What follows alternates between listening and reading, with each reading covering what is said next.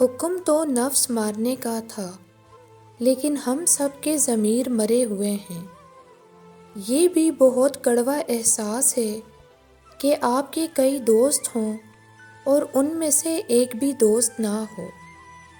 مشکل یہ نہیں کہ آپ نے جانا کہاں ہے، بلکہ سوال یہ ہے کہ غلط جگہوں سے واپس کیسے آنا ہے۔ اچھا انسان وہ ہے جس کے عمل اچھے ہیں۔ اچھی باتیں برے آدمی بھی کر سکتے ہیں۔ غلط بات پر غصہ نہ آنا شرافت کی نشانی ہے، لیکن غصے کو پی جانا مومن کی نشانی ہے۔ انسان کو زندگی میں دھچکے لگتے رہتے ہیں۔ وہ گرتا ہے، سنبھلتا ہے، پھر اٹھتا ہے، دوبارہ چل بھی پڑتا ہے، لیکن کبھی کبھی انسان اٹھنے کے قابل نہیں رہتا۔ جانتے ہیں کب؟ جب اس کو یہ پتہ چلتا ہے کہ گرانے والا شخص وہی تھا جس کے لیے وہ کھڑا تھا۔ اللہ کے دربار میں حاضر تو سبھی ہوتے ہیں، مگر راستے الگ الگ ہیں۔ کچھ لوگ دکھ کے دروازے سے داخل ہوتے ہیں، کچھ صبر اور کچھ شکر کے دروازے سے۔ جو جس راستے سے جانا چاہے اس کے لیے وہی دروازہ کھل جاتا ہے۔ کچھ لوگ پہاڑ جتنی نیکی کرتے ہیں اور کنکر برابر اجر نہیں کما پاتے، اور کچھ لوگ کنکر برابر نیکی کرتے ہیں اور پہاڑ جتنا اجر کما لیتے ہیں۔ نیتوں کا فرق اجر بدل دیتا ہے۔ اور کچھ دروازے اللہ ہماری حفاظت کے لیے بند کرتا ہے، کیونکہ وہ راستے ہمارے لیے بہتر نہیں ہوتے۔ نور ایسے ہی نہیں مل جاتا، تنہائیوں میں بھی مومن بننا پڑتا ہے۔ زندگی کے کچھ درد ایسے ہوتے ہیں جو جینے نہیں دیتے، اور کچھ فرض ایسے ہوتے ہیں جو مرنے نہیں دیتے۔ اسی کا نام زندگی ہے۔ ہر شخص یہ ثابت کرنے میں مصروف ہے کہ میں تم سے بہتر ہوں۔ اگر کوئی شخص آپ کو مستقل تنقید کا نشانہ بناتا ہے تو جان لیں کہ وہ اپنے اندر ایک کمزور اور ڈرا ہوا انسان ہے۔ یاد رکھیں، عزت وہی دے گا جو خود عزت کے لائق ہو۔ رشتے اور پودوں کی مثال ایک سی ہے۔ یہ انسان کی توجہ چاہتے ہیں، اگر ان کو وقت نہ دیا جائے تو یہ مرجھا جاتے ہیں۔ بازار سے سب کچھ مل جاتا ہے، لیکن ماں جیسی جنت اور باپ جیسا سایہ کبھی نہیں مل سکتا۔ سچ تو یہ ہے کہ ہم سب سے زیادہ اپنا دل خود ہی دکھاتے ہیں۔ خوشگوار زندگی ایک متوازن زندگی سے ہی ممکن ہے۔ رحم دل بنے لیکن ذلت نہ سہیں۔ دوسروں پر بھروسہ کریں لیکن اندھا اعتماد نہیں کریں۔ اپنے حالات سے مطمئن ہو جائیں لیکن زندگی میں آگے بڑھنا مت چھوڑیں۔ اپنے قرابت داروں کی کمزوریاں اچھالنے والے، دوسروں کی عزتوں پر باتیں بنانے والے، خود کو خاندانی اور دوسروں کو کم تر سمجھنے والے کبھی بھی عزت دار نہیں ہوتے۔ گھر میں اگر کوئی اچھا کام ہونے جا رہا ہو تو پہلے وہ کام کر لیں، بعد میں رشتہ داروں کو خبر دیں، انشاءاللہ کامیابی ہوگی۔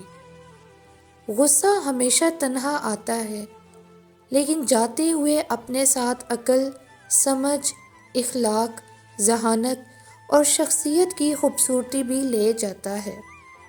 ہمیں محبتوں میں اظہار کرنا پڑتا ہے، یقین دلانا پڑتا ہے، اور نفرتوں کو ہم ایک ہی لفظ میں فوراً محسوس کر لیتے ہیں۔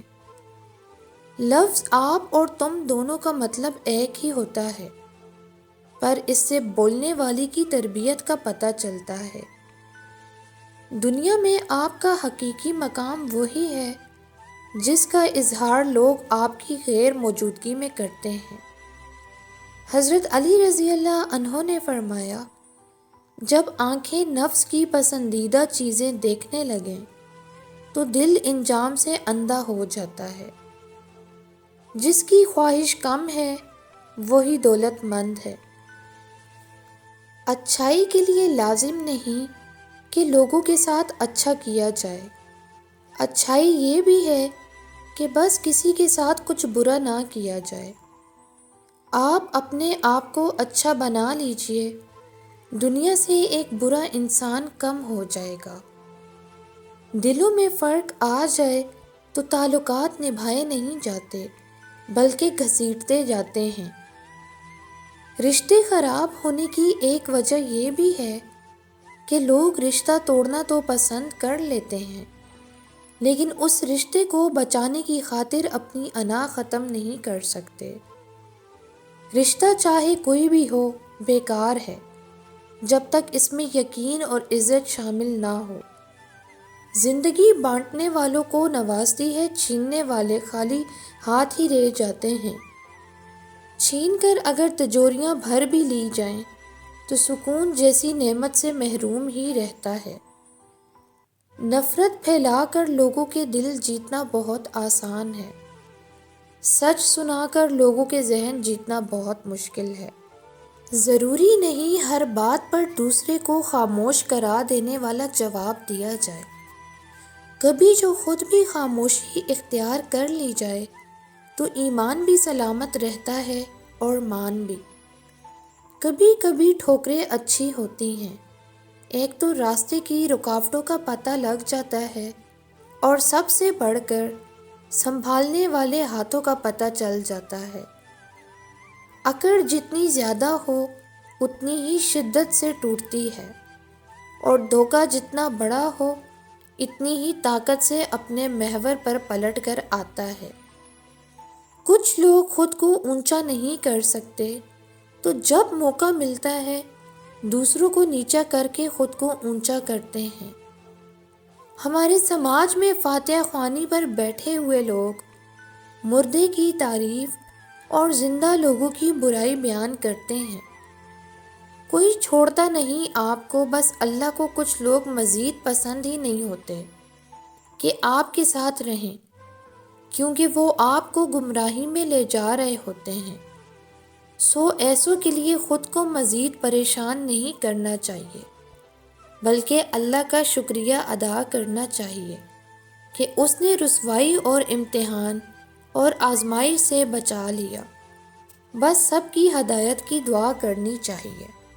یوسف علیہ السلام کو بالکل ابتدا میں آزمائش سے نکال لیا گیا ہوتا تو ملک مصر کی کنجیاں آپ علیہ السلام کے ہاتھ میں کیسے آتیں؟ آزمائش کا دروازہ ہونا، آزمائش کا دراز ہونا کسی وقت انعام کا بڑا ہونے کا موجب ہو سکتا ہے۔ ہمیشہ اللہ پر بھروسہ رکھو، عجلت مت کرو۔